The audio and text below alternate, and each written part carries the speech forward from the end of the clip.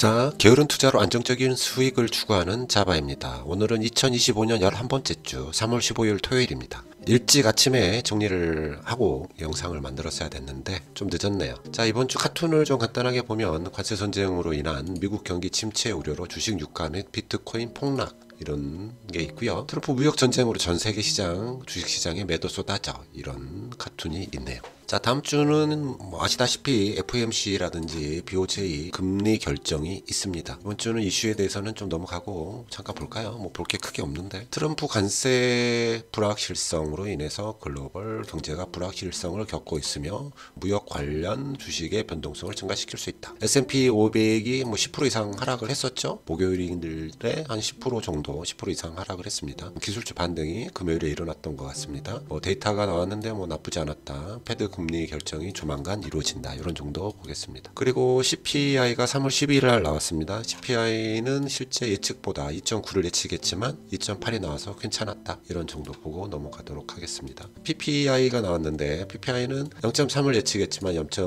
0이 나왔죠. 0이. 저번 수치 0.4를 0.6으로 수정을 하면서 결론은 상승을 한 것처럼 보이는 그런 수치. 좋지 않다 이렇게 볼 수도 있는 수치였던 것 같아요. 자, 어찌됐든 시장은 좋게 반응을 해서 금요일장에 우리 증시는 금요일장에 코스피는 뭐 거의 보합, 그 다음에 코스닥은 상승을 했습니다. 코스닥은 외국인 매수세가 이번 주에 좀 있었죠. 옵션 만기일이기 때문에 뭐 단타가 좀 있었고 기타 부분이 좀 사고 이런 게 좀 있었던 것 같긴 한데 코스닥에 유의미한 뭐 외국인 매수가 좀 있었고 코스피는 여전히 외국인들이 팔고 있다 이렇게 볼 수 있었겠네요. 다음 주에도 이런 외국인 수급을 조금은 봐야 될 필요가 좀 있지 않나 이런 생각을 개인적으로 가집니다.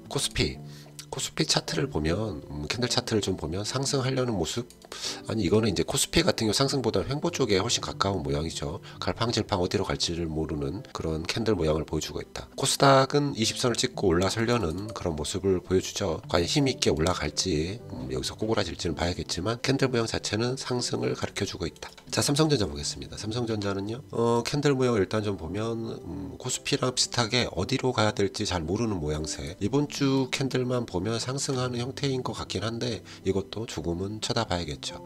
지금 캔들 모양 자체는 횡보에 가깝다 이렇게 볼 수 있겠습니다. 크게 뭐 바뀐 게 없어요. 외국인들이 더 매수를 했거나 이런 건 없고 여전히 매도세는 강하다 이렇게 보입니다. 여기 넘어가고요.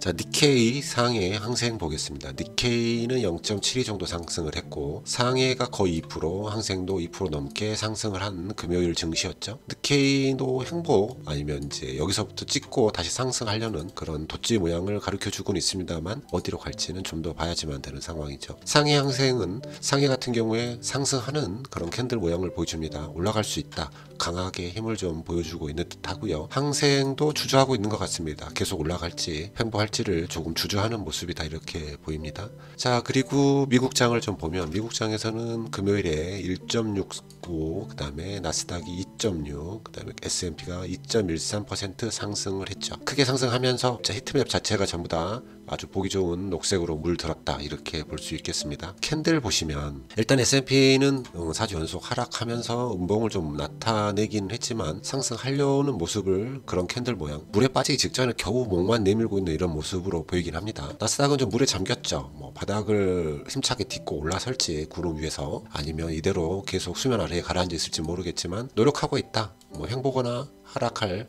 이런 확률이 높다. 러셀 2000도 뭐 나스닥이랑 비슷하죠. 이미 이제 물에 잠겨 있는 상태이기 때문에 50선 아래에 있으니까 조금 흐름을 봐야 될 수밖에 없는 상태.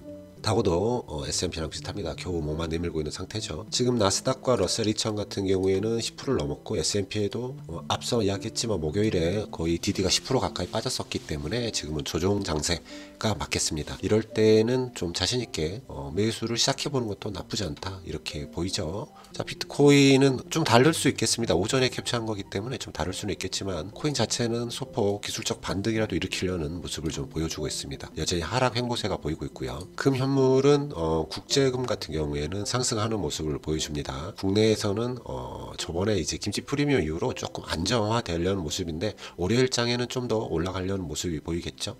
자, 환율은 여전히 높습니다. 환율은 낮다고 볼 수 있는 상태는 아니고 1450이니까 이거는 낮진 않습니다. 다만 달러 인덱스는 계속해서 하락 횡보하고 있기 때문에 우리 장도 조금 이제 환율이 좀 떨어졌으면 좋겠는데 그게 쉽지는 않아 보이네요.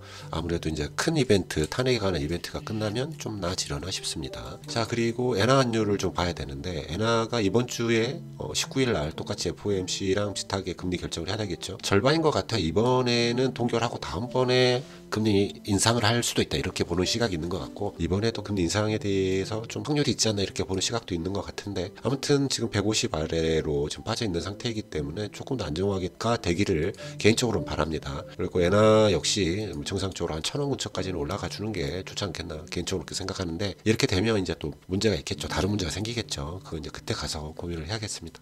자, 기름, 원유는 WTI는 좀 하락 횡보하는 모습을 계속 보여주고 있고요. 국채금리 뭐 조금 안정화되는가 싶었지만 또 불씨를 약간씩 키우고 있다. 불안하죠.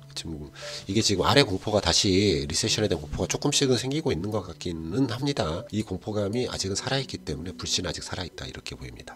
장단기 금리차 넘어가고, 공탐지수는 20일 아직도 극심한 공포 익스트림 피어에 있다 이렇게 보시면 되겠습니다. 뭐 TQQQ를 매수해 볼 수 있다. 저는 그렇게 생각하는 거죠. 실제로 매수를 했었고요. 풀앤베어 레이쇼를 좀 보면 아주 바닥권에 머무르고 있습니다. 지금은 아무래도 시장의 바닥이라고 보는 게 옳지 않겠나 이런 생각을 하게 됩니다. 빅스 지수가 거의 30까지 올라갔었죠. 우리가 그래서 S볼을 좀 매수해 볼 수 있었습니다. 전액 사지는 못했지만 어찌됐든 S볼을 매수해 볼 수 있었다. 변동성 지수가 계속해서 좀 높아지고 있다가 좀 안정이 되고 있는 모습인데, 이번 주에 다음 주도 조금 떨어졌으면 좋겠다 이렇게 생각을 합니다. V코스피는 굉장히 안정적인 모습이라고 생각을 해요. 높다. 객관적인 수치는 높지만 좀 안정적인 모습으로 바뀌어가고 있다 이렇게 보입니다. 구리는 상승하려는 여력이 좀 충분히 보입니다. 금, 은, 구리 이런 원자재들이 아무래도 시장이 좀 불안하니까 좀 상승하려는 여력이 보이는 것 같습니다. 시장 지표, 추세 지표는 전부 다 좋지 않음을 보여주고 있죠. 주식을 뭐 하기엔 좀 어려운 시기라고 보지만 반대로 거의 저가 매수, 저점 매수를 할 수 있는 기회일 수도 있다 이렇게 보는 거죠. 비공격형 역시 지금은 주식을 좀 참는 게 좋겠다라는 추세 지표로 따라가는 거기다 보니까 지금은 추세적으로 주식은 쉬는 게 좋겠다라는 거죠. HA, 저는 이제 HA 전략을 좀 포기했는데, HA 전략은 주식을 뭐 해도 나쁘지 않다 이렇게 보는 것 같습니다. 꼭 주식을 한다는 얘기는 아니죠, HA는. 그리고 우리 DD 합을 좀 보면 배당 성장 허정무이 같은 경우는 이제 5개 지수를 따라가는, 미국 3개, 국내 2개 지수를 따라가는 건데 바닥이다 이렇게 보이는 거죠. 지금 제가 그동안 봤던 153을 돌파하는 DD를 보여주고 있기 때문입니다. 배당 성장도 굉장히 많이 떨어졌지만 제가 봤던 306에는 아직 미치지 못하고 있다. 섹터도 100을 넘어섰기 때문에 시장이 좀 바닥거리 온 게 아닌가 이런 생각을 해보게 됩니다. 자, 이번 주에 저의 투자 성과를 좀 살펴보면 5종목, 스파이 QQQ 다이아, 코덱스 200, 코스닥 150 같은 경우에는 평균이 한 0.66 정도밖에 안 됐죠. 저번 주에 2.4에서 굉장히 많이 떨어졌습니다.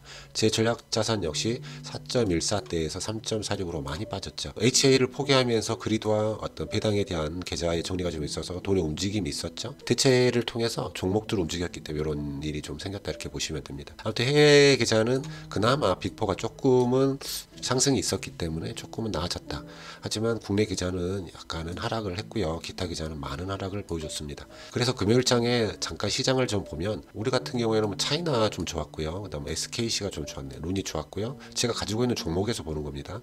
에코프로 LS가 좀 좋았습니다. 좋지 않았던 건 LG에너지솔루션, 한미반도체, 뭐 네이버 이런 종목들이 좋지 않았다. 구찌 같은 경우는 거의 10%가 빠졌었군요. 저도 몰랐던 일이네요. 그리고 미국장은 테슬라, 엔비디아 상승이 있었고, 뭐 팔란티아, TQQQ 이런 종목들이 좋았고요. 탐욕 종목으로 뭐 템퍼스, 리거티, 뭐 비트코인 2배 레버리지, 뭐 유패스인가요? 이런 종목들도 상승을 좀 보여줬다.